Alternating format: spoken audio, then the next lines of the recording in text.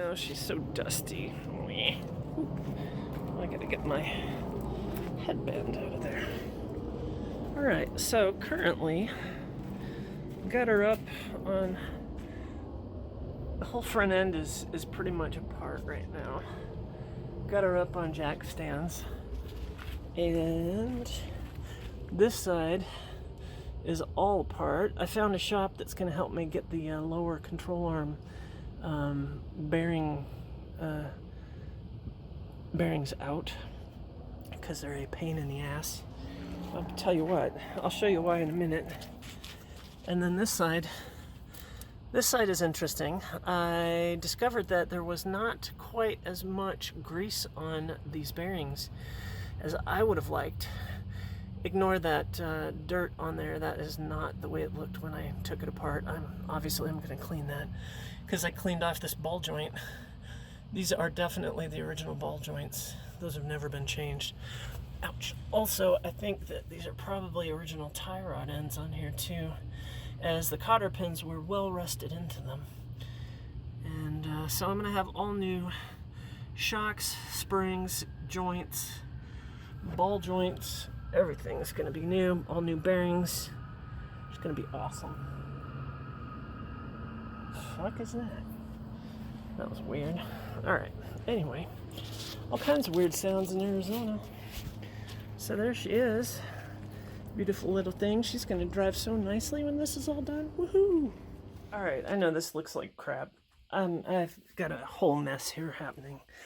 So the main problem that I have run into with the lower control arm is, and I know this is just a jumble of parts here. The problem is that unlike on the upper control arms, when you get the rubber out of there, on the upper ones you can get this bar out of there. But however here, on the lower ones, as you can see, it's not possible. It's close, but it's not possible. So unfortunately, no way for me to get that sucker out of there, and no matter how much pounding I do and attempt to get that to budge, I can't get these damn things out of there. I have pounded the crap out of that, and it's hard to get an angle on it, blah, blah, blah. So I found a nearby shop today that is going to help me out. Some guys at a shop are going to help me pull those out, and they're going to help me help me by pressing these new ones in. For a minute I thought maybe I can just press the rubber out of this and stick the rubber in there, but no, I can't do that. Plus I need to paint that. Now that's what those looked like, or that I should say that's what these looked like before I painted them. I sanded them down. Well, I wire brushed them down with an electric wire brush, cleaned them all really nicely, ran over them with some naphtha, and now they look like new, actually. Even better than new, right? I mean, not too shabby. It's nice and clean. I don't know if it's a good or bad idea to go ahead and paint the rubber, but I wanted to go ahead and put these on before I painted it. I'm going to put the ball joint in here soon. Sprayed that. Since I've seen these caliper protectors or dust covers or whatever in gold, I went ahead and had some gold paint, so that might be a little bit more gaudy than I might like. I'm not really into gaudiness, but it actually may look pretty cool, so I'm not going to worry about it. I'm just going to leave it like that. All these parts look really good, and they smell nice and new now. Yay! Oh yeah, that's right. I did give a little brief note on the bearings on that spindle and stuff. So it's going to be nice to have all new front end stuff under there. So I'm super duper jazzed about that. Now it is time to go take a shower, get clean. Yay! Best part of the day. Okie dokie, hello you guys, and what are we doing here? Alright, so I just wanted to show you what this looks like. Whew. I finally got the upper and lower control arms and everything else necessary out of the car. Oh man, this is a lot of work. I gotta tell you, the stuff I enjoy the least is doing suspension work. However, I only don't really enjoy it after the components have been on there for 40 friggin' years. This is the original ball joint. And these suckers, there we go. Got it. Alright, so this one's not terribly bad, but it's, you know, it's pretty tight, but I mean, the boot you can see is just all cracked. I did tear off parts of it just to get the thing out of there, but it's not in bad shape, but it's old. It's 40 something years old, 44 or 5 years old. This car was built in December of 75, so it's really about 45 years old now. There was no Zerk fitting in the top of this, and I think that's kind of telling. So here we have these rivets. As you can see, they are fairly big, and then they go all the way through underneath, up under there. And I am going to use my Makita with the grinding cutoff wheel, whatever that is called. I probably ought to consider putting a fresh one on there soon, but this one's probably got enough. I just don't want it to fly off into my flesh, you know.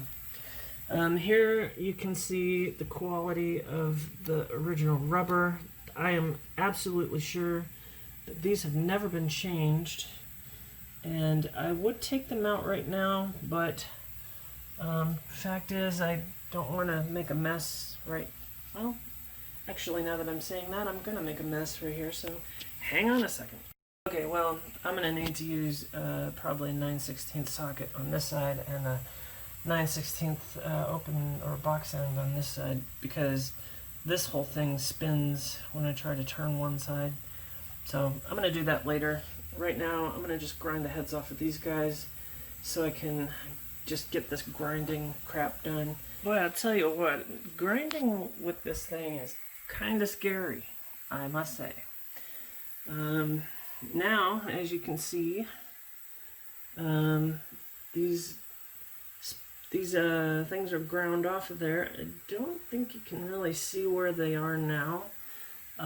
If I get it at a certain angle, I can see the edge of the, it's like right here under there. So you can kind of see the edge of the circle there. Actually, you can see the circle quite well right there in the center. So basically now what the key to do is, what I find worked better or well for me the last time was I put a wedge between this flange and the arm, and I started breaking it free, and I knocked this flange loose, and then everything kind of just fell apart at that point. So here, let me get up and come over here, and this is what, so over there is before, and yes, this is actually my kitchen. I know, it's horribly messy. I mean, look at that. I got cleaning supplies over there, I got nuts and bolts over there, I got parts over here. Oh yeah, this is looking pretty good. That's the driver's side spindle, or whatever. So, and then this is the new ball joint for this side. So as you can see, these are going to be a lot easier to remove if they ever need to be replaced. And new bushings up here. Yeah, I sprayed over them. Why not? Right? Whatever. So anyway, there you go. I will come back after I get that knocked out a little bit. I don't know if I'm going to do that now or not. Probably. Alright, well, this isn't pretty at all. But as you can see, this flange is starting to move up. I haven't moved the back side much. You can see where the bolt or the rivet is right there. So basically I'm using this old screwdriver as a wedge. That's pretty much shot now. I am ruining these pretty well. This one is also kind of an old screwdriver kind of a thing, but whoops, it's really good for just getting under there, and I tap it with the hammer to try to get this sucker to come up. So I've got this side just a little bit. I need to pound a lot more though, as you can tell. This side is pretty tight. I don't know what happened right there. That's interesting. That's old. But anyways, that's the process. Just a little tap, tap, tap. And just keep tapping until this top pops off there. Alright, so this is all about wedging, basically.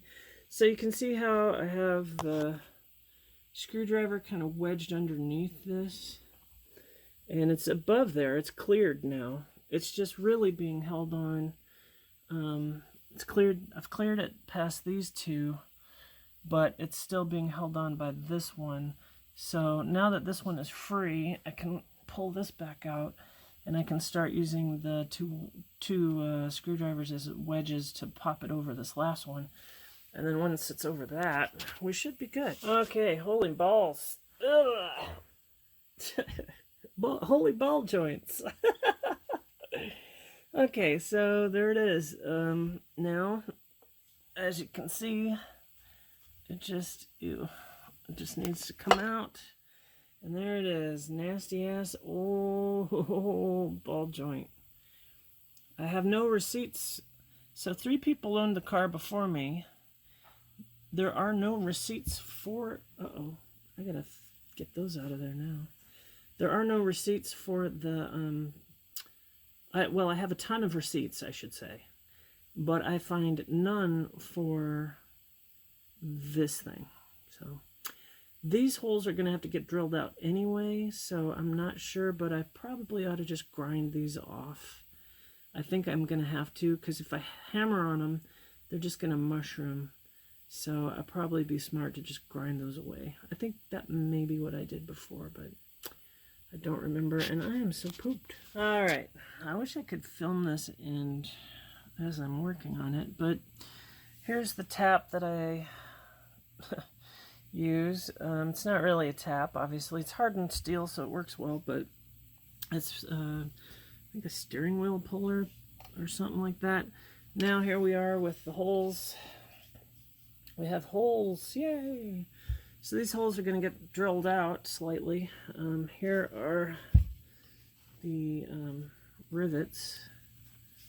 So that's what those look like after getting cut off and pounded out. So now that's one step closer. I just need to drill this out, which is really easy. That's fast. And then I need to remove these guys. And all you really need to do is just tear the rubber out of the bushings, which at this point is pretty easy because it's so rotted. And then you can take the center piece out, and then it makes it easier to press these out. See, the difference between the upper is that this will come out once you get the rubber out of there. But these guys on this one, on the lower control arm, as you can see, there's not enough space to get that out of there. Okay, guys, so what I've done is I've drilled out these holes. What size bit did I use? Where did I put that? I don't know. Oh, it's outside. I think it's 3/8. I will let you know. I'll put it in the text on screen. So in order to get these new bushings in, okay, so these are the bushings, and in order to get them in here, they go in from the outside, and they get press fit in, so it's just a friction fit. I'm going ahead and put them in now, and then I'll put the bar in, and well, I'll put the bar in and then finish doing this, but one of these devices is incredibly handy when you want to do this kind of work. I just use a crescent wrench, and I'm in the process of taking this back off. So let me try to hand camera this and get this rascal off here.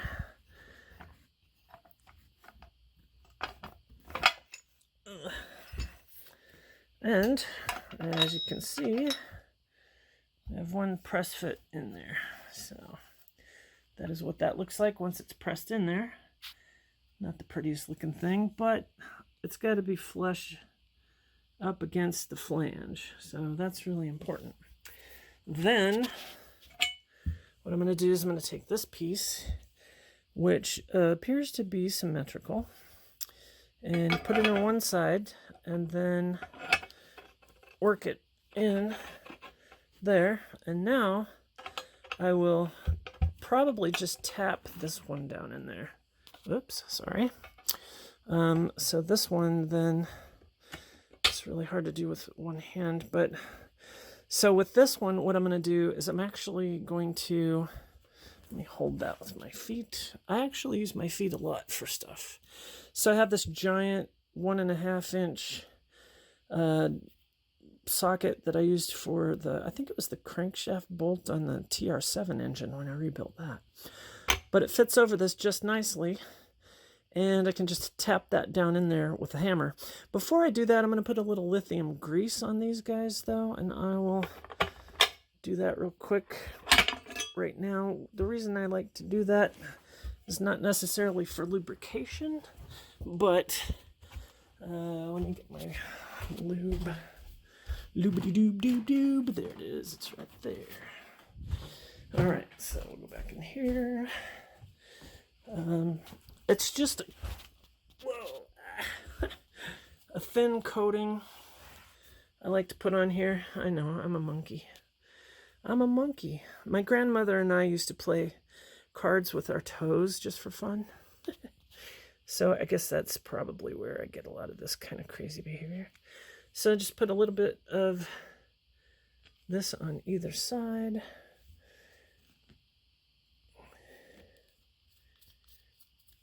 And I don't want to get any on the outside of the bolt where I'm going to paint it.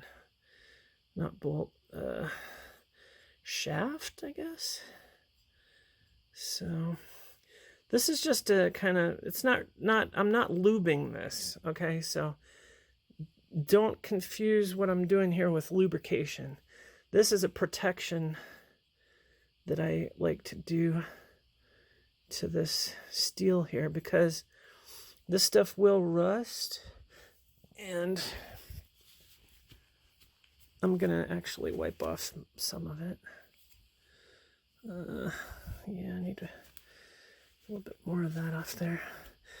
So it's more to just protect it, to keep it from rusting. So now put that in there, and I don't think I can do this with one hand.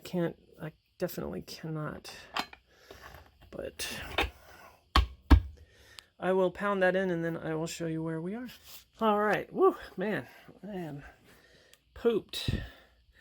So I got this one pounded in there, and now I will put these end caps back on and secure the, oh, I gotta clean them probably.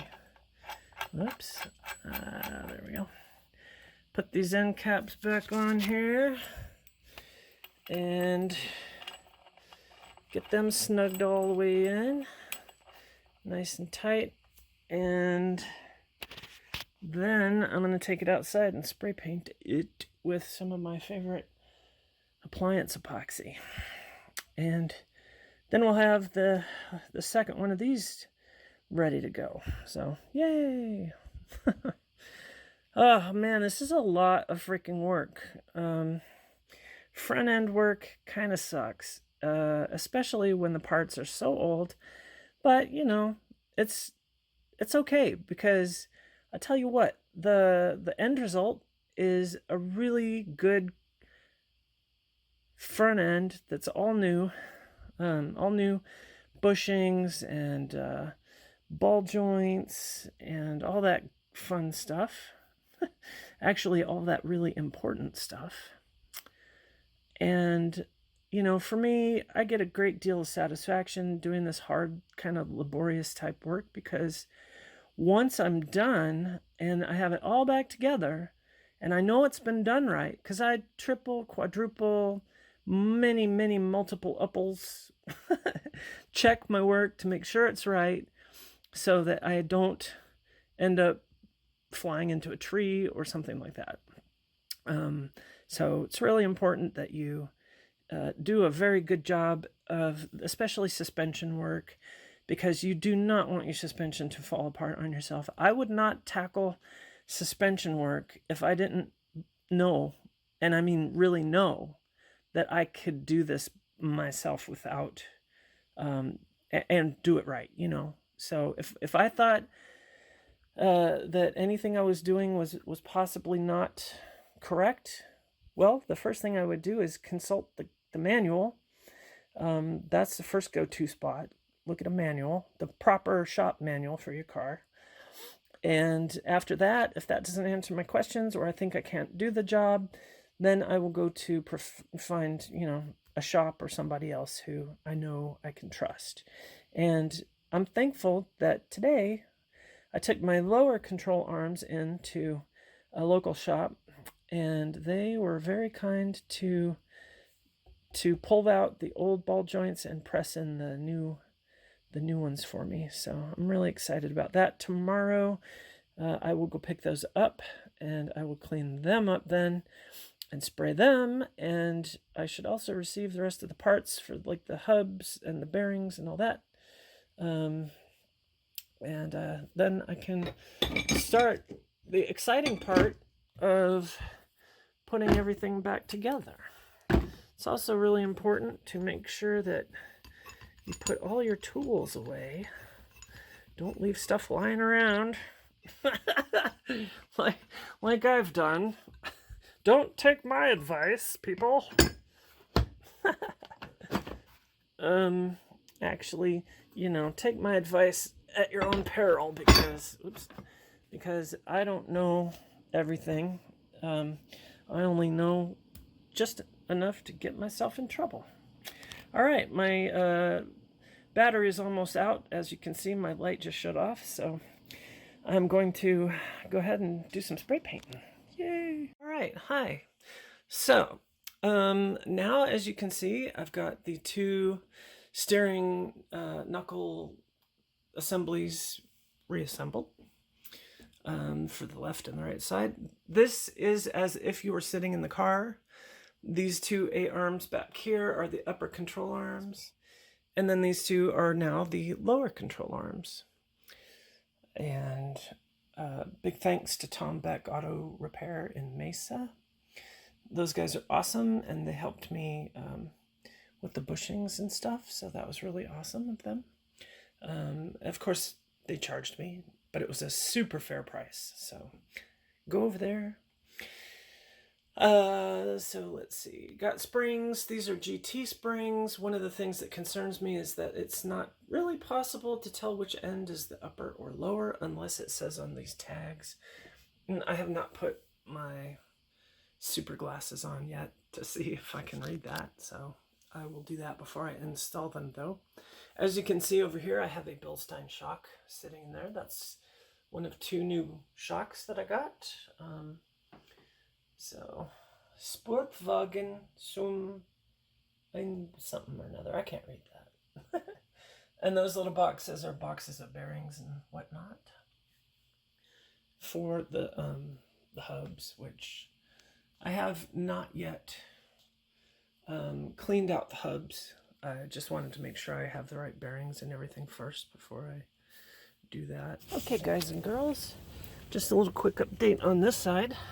As you can see, I haven't touched the caliper yet, and it still has blue overspray, as does the rotor here, but I am not going to worry about that for right now. I have everything installed on the driver's side, and Trying to get some good shots of that. It's looking really nice. Got all the everything attached. So yeah, currently just working on the other side over there, and we'll install that. I'll give a little bit more detail on the installation process as I go. I have actually gone ahead and put the spacers back where they were originally, that one over there, that side, and I've got to figure out how to tighten up the shock absorber nut. Maybe that's a, oh yeah, is that a hex wrench fitting in there? That would help, because currently there's no way to hold the shaft of that and tighten it, which kind of sucks. I don't know. Anyway, this is the other side, and as you can see, I just decided I'm not going to mess with the body coloring. I'm not going to spray black paint up in here. It's fine. I'll do that when I do a frame off restoration someday, because right now all I want to do is drive this sucker, and so I'm really eager to get it back on the road. Hopefully I'm not seeing leakage from this. I think I am. It's probably just that fitting is loose, so I'll just double check that and make sure that I don't need a finger brake line. Beep. I'll just have to bleep that out. There's the newly refurbed control arms and all that fun stuff. So, alrighty, well, a little bit close up on this because I haven't got much space to work here because I'm right up against the fence. And as you can see, my daily driver is gone because it's in the shop. So I've got everything looking good here. I had to remove this bottom out bumper, whatever that's called, from here so that I could get the brake caliper through there and then up and on. I know these look ugly, but I'm not too worried about it. Eventually I'll probably just replace them, put some Willwoods or something on it. And these tubes are in okay shape, actually. I will probably just clean that up. Doesn't look like it was actually leaking in any bad way. It was just this was just from it sitting up there and being at such an angle and not having any compression between the pads to keep the pistons spread apart. One thing, speaking of that I found works great is to get these back on. If the pistons have expanded a little bit, you can use sockets, like expand it, slip a socket between the pads, and then expand the other side and slip a socket in there until you get it far enough. And the nice thing about using sockets is that they are various sizes, so it's pretty easy to find one that'll slide right in there. Plus they're rounded on the sides, so when you slide them in this way, not like this, but like this, you can kind of move them around and roll them around easy, and then they just kind of pop right up out when you push them through with the edge of the rotor. So that's kind of nice. Everything's looking good. She's turning nicely. I just need to tighten up the tie rod ends on this side and put that bump stop back in there. And then I need to tighten up the tops of the shocks. I did discover that there is a hex bolt up in there. I don't know if you can see it.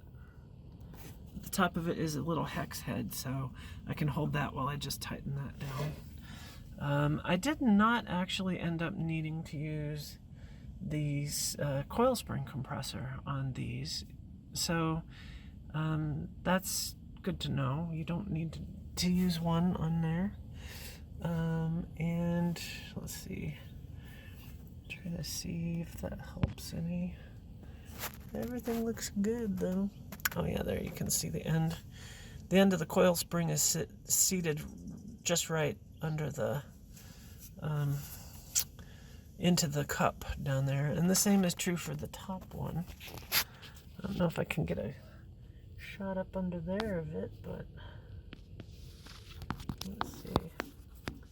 Yeah, I don't know if that's gonna work, but anyway, so I'm getting close. We'll be able to lower it down, and then you got to make sure that you don't tighten up these nuts on the ends of the control arms until it's sitting on the ground. Otherwise, otherwise it's harder to install this, but you want it to kind of spring to the it's just stock stance position. So one thing that I've noticed that is really not good, and let's see, I'm going to put this right here, and I want you to tell me if you can see what I'm talking about. As you can probably see, right here, my hose, my nice brand new expensive hose, rubbed on this rascal, and darn it, stop focusing there, and has a rub mark on it. This one is pretty close too, and so I need to do something about that. I'm apprehensive about leaving the thing in here now. Obviously it's down to the fiber, so that's really bad. I may just tape it up and put a hose clamp on it for now with some like extra stuff, and I gotta pull these down and like lock them together, but I need to take some length off of this anyways because it's just obviously way too close to that. I also need to double check the main one down there, the biggie, and just make sure that it's not binding up anywhere, because last thing I want is to be stuck on the freaking highway somewhere a million miles away from, you know, people and have to sit there waiting for a tow or something because I did something stupid. So I was gonna do the fuel pump lines and replace the fuel pump while I had all this out, but truth be told, I'm ready to just be able to drive it again, and I haven't had any problems with that, so I'm not gonna worry about that. I just need to tighten these caps up and put the things, cotter pins in there. Everything is greased up and ready to go. So once I get those done, that one and that one. I also got a new idler arm, but I haven't installed it yet either, because this one actually doesn't seem to be in bad shape. It's pretty solid still. So the front end on this is gonna be amazing now. So I'm excited about that for sure. I noticed something interesting. There's a wire here that just goes to ground. I don't know if that's factory or what, but then I noticed this, and it's like, what the hell, man? You don't want to use those in a car. But whatever. It's all good. All right. Hello, ladies and germs. I just wanted to give you another update here. I got this wheel back on. Yay! So all this is all good and new. I have not yet tightened up the bolts there, the ones on the very ends of all of the A-arms. I know that you can go ahead and tighten the ones on the uppers, but I'm just going to leave them there for now. So everything's looking good. I wanted to show you how I'm tightening up the end cap bolts on the shock absorbers. So I'm going to do that real quick here. So what I've done is I have a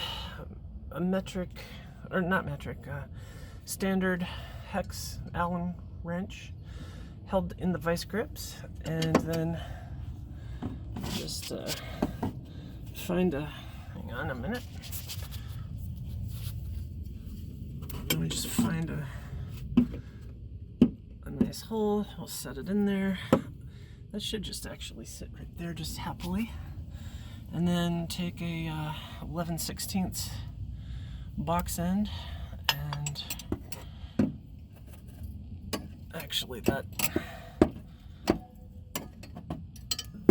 anyways, this gives you the idea. It's kind of hard for me to do this with one hand, and that looks like it's about to pop out of there, but that's the principle.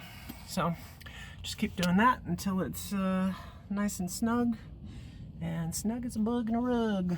And then everything else, got some winds last night, so there's dust on everything already, but oh well. Alright, hey you guys, so I believe I'm done. I still may need to bleed the brake system a little bit, and I might need to do a master cylinder on this soon.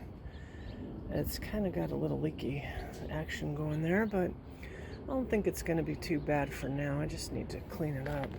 So I just finished doing a front end alignment. The way you do that is pretty simple. Essentially what you do is I use 2 jack stands with a string in between them, going from behind the back wheel, just right across the rear wheel, and right across the front wheel. And there's a couple of videos on how to do this already, so I'm not going to redo that.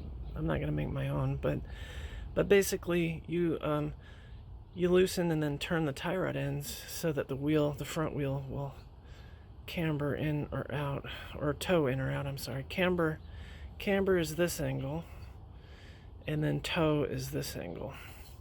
So you want your toe to just be slightly in, like 1/8 inch total. If you measure the distance, let's see if I can kind of explain this here. If you measure the distance between the same point on the tread here and here, I measured 63 7/8. And then on the back side of the tire, behind on the other side, rear side of the tire, I measured from the same points on the tread back and forth. And those measured 63 inches. So I had really bad toe out. So the front side of the tires were pointing way too far out by about 1 inch. So you want them to be pointing in about 1/8 of an inch total or less than the rear sides of the tires. And the easiest way to do that is to run a string. Basically what you do is you run a string from the back end of the car all the way up to, somewhere like right here maybe, and then you can use the parallel length of the string to measure the distance from the string to this point on this front tire, and that's how you can do your own alignment to get things aligned. I have not set the camber on the front end. It looks pretty good to me. I don't know if you can tell or not though, but the rear end camber is way too far in, I think. And I believe that the reason for that is because of the struts in the back. But I believe that because those rubber bushings on it are worn out, that's why it's kind of sitting funny in the back. So she'll have a proper stance here soon, after I get that done. God, I love the lines on these cars. Just this line that goes from here up and down and up and over, and then the way that this line comes swooping out right here and around. God, it's just so badass. I mean, these cars are so wicked cool. Alright, so looking at it from the inside, let's see. You can see I've got my newly reconditioned, repainted, restored upper A-arm. I have tightened up all my nuts. This one, that one down there, that's the lower control arm, A-arm or control arm. We can see the new ball joint right here. This is the bleeder screw right there for the brakes. And then to adjust the camber on the front end, you have to modify these shims. I put these shims back as they were when I took them off. I am hoping that they were set up correctly according to brand new bushings, etc. So I think that I should have decent alignment in the front here. And let's see if we can see underneath. Turn the light on. And if we get under here, yeah. So you can see all the pretty clean new stuff that I've done amongst all the grungy old stuff. Eventually I'll get to the old, you know, like the sway bar right there. Oops. I should have probably pulled that off, but I'm not going to worry about it. I do need to check and see how those, I don't know if you can see this bolt right here sticking down. So this sway bar mount is a little bit lengthier than the one on the other side. So I need to double check that and make sure that that's okay. They should be the same, so I'll probably just tighten this side up. And that's basically it. So I haven't driven it yet. I will take it for a drive in the morning probably. I only have one driveway here, and I finally got my daily driver working right, so she's good to go. I love that thing. You know, it's a good vehicle. I don't care for computers and cars and stuff, but that right there, that's a 2014 Jeep Cherokee Trailhawk, and I actually quite love it. It's a very comfortable vehicle to drive. Got a lot of power for a V6. It's really nice. I enjoy it. So, as you can see, I have this driveway here, and this is where I keep my stuff behind the fence so that nobody messes with it. And one of these days, I'm going to get to this guy over here. I've done a lot of work on this about 8 years ago or so. She's a beautiful old CJ5 tucked up under there. Actually, let's get this up. You can kind of, I'll throw a picture of it in here or something, but you can kind of see what she looks like there. She's a rad ride. I never want to get rid of this one or this one. I'm going to keep these two forever. When I was a youngster, that was my favorite vehicle. Mostly because of Cartoons Magazine. It was a fun mag. As you can tell, I used a couple of old sheets to make a car cover. It's kind of falling apart. Cotton doesn't hold up too well in the blaring sun. And then under this one, I have a cute little Triumph TR7, which is hard to see because of this thing here that's falling apart. But she's another car I've been working a lot on. I'm gonna put 2 new Weber carbs in it soon. I got to do front coil springs and whatnot on that. Now I'm seeing that tire looks a little flat, which reminds me, shit, I need to go air up the tires and that sucker down there because it's giving me warning lights. But anyway, oh no, I just noticed my steering wheel's not straight. Shit, it's probably all pointing the wrong direction now. Damn it. Now I'm gonna be driving it with before the steering wheel was turned too far clockwise, and now it looks like it's too far that way, so I might need to realign it again and make sure that the front or the wheel is locked. So anyway, that's where she stands.